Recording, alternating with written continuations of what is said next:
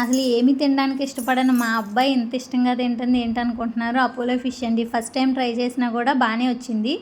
అది ఎలా చేశాను అంటే ఒక 3/4 కేజీ అపోలో ఫిష్ తెచ్చుకున్నాము. వాటిలో కొంచెం ఉప్పు, పసుపు, కారం అన్నీ కూడా నీట్గా వేసుకోవాలి.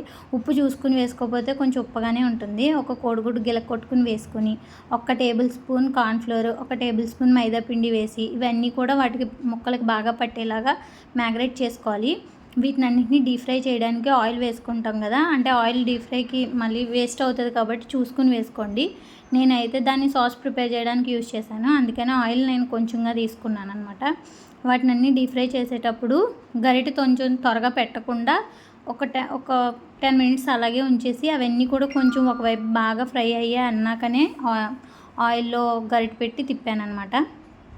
అవి కొంచెం బ్రౌనిష్ కలర్లో వచ్చిన తర్వాత వాటిని సపరేట్గా తీసుకుని మళ్ళీ సాస్ ప్రిపేర్ చేసుకోవడానికి అదే ఆయిల్ని యూజ్ చేశాను. సాస్ ఎలా ప్రిపేర్ చేశాను అంటే కొంచెం అల్లం ముక్కలు కొంచెం చిన్న చిన్నగా తరిగాను. అల్లం ముక్కలు, కొంచెం వెల్లుల్లిపాయలు నీట్గా తరుక్కుని, పచ్చిమిరపకాయలు మా పిల్లాడు తినడా అని కొంచెం తక్కువనే యూజ్ చేశాను అనమాట.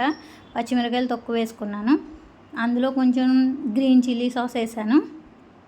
1 table spoon green chilli sauce, 1 table spoon schezwan sauce వేసాను. తర్వాత డార్క్ సోయా సాస్ వేసాను.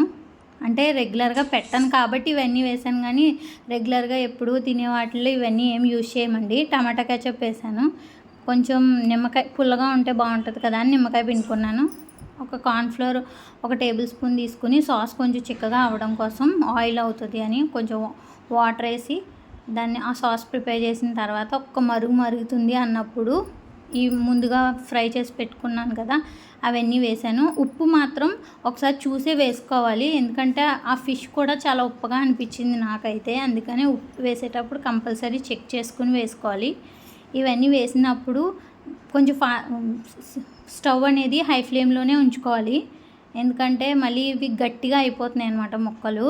నాకైతే బాగానే మెత్తగానే వచ్చాయి. ఫస్ట్ టైం చేశాను కదా, అందుకే కొంచెం నాకు కూడా టెన్షన్గా ఉంది. ఇంత చేశాను, మళ్ళీ ప్రాసెస్ అంతా సరిగా చేయకపోతే వేస్ట్ అయిపోతుంది పిల్లలు తినకపోతే అని అనుకున్నాను అనమాట. కానీ మా అబ్బాయి బాగానే తిన్నాడు. ట్రై చేయొచ్చు.